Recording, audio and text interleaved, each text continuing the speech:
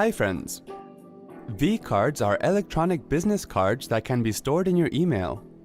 Do you want to import the vCard files on which you have exported contacts from your Outlook or Macmail account into your Gmail account? Here are the steps to do so. Open a web browser. Go to the mail.google.com webpage and then sign in to your Gmail account. To import contacts to Gmail, click on Gmail at the top left corner of your Gmail page and then choose Contacts.